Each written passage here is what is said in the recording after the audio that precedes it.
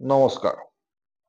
শিৱসাগৰৰ শিক্ষা বিষয়া শ্ৰী দেৱজ্যোতি গগৈৰ স্বাক্ষৰিত এখন আদেশে মোবাইল মেনিয়া থকা শিক্ষকৰ চকু টোপনি হৰণ কৰিছে বুলি ক'ব পাৰি। কিছুমান শিক্ষকৰ অভিভাৱকৰ অভিযোগ যে বহুতো শিক্ষকে শ্ৰেণীকোঠাত মোবাইল ব্যৱহাৰ কৰি থাকে, যাৰ ফলত পঢ়াত মনোযোগ নাই, মোবাইলতহে মনোযোগ বুলি কয়।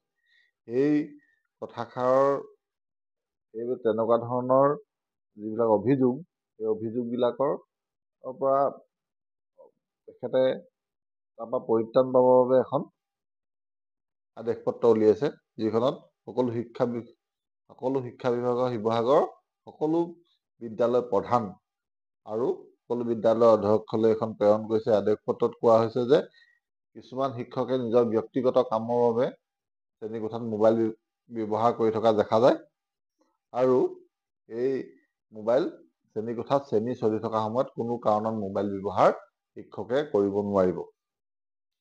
কিন্তু ইয়াতে দুটা কথা দিছে যে শিক্ষকে এই দুটা ক্ষেত্ৰত মোবাইল ব্যৱহাৰ কৰিব পাৰিব।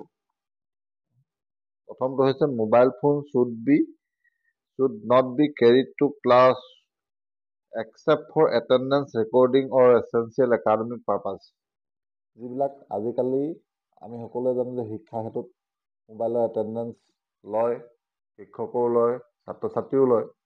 সেইটো কামৰ বাবে মোবাইল ফোনটো নিব পাৰিব, আৰু একাডেমিক পাৰপাছ অন্যান্য ধৰণৰ বহুতো এনেকুৱা এপ বা তেনেকুৱা লিংক দিয়ে যিখিনিত শিক্ষা সম্পৰ্কীয় কাম কাজ হয়, বা তেনেকুৱা ধৰণৰ কিছুমান ছাত্ৰ ছাত্ৰী জ্ঞানবৰ্ধক কিছুমান প্ৰগ্ৰেম মোবাইলত চলে, সেইবিলাকৰ কাৰণে মোবাইল ফোন নিব পাৰিব।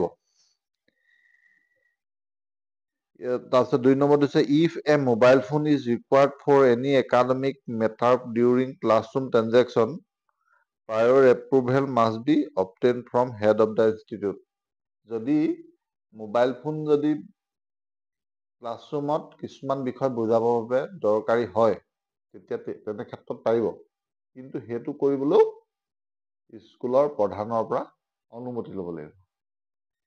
এই বিষয়টো যিহেতু শিক্ষকসকলক মোবাইল ফোন ব্যৱহাৰত শ্ৰেণীকোঠা চলি থকা সময়ত বাধা দিয়া হৈছে, এই বিষয়টো আপুনি ভাল বুলি ভাবেনে বেয়া বুলি ভাবে?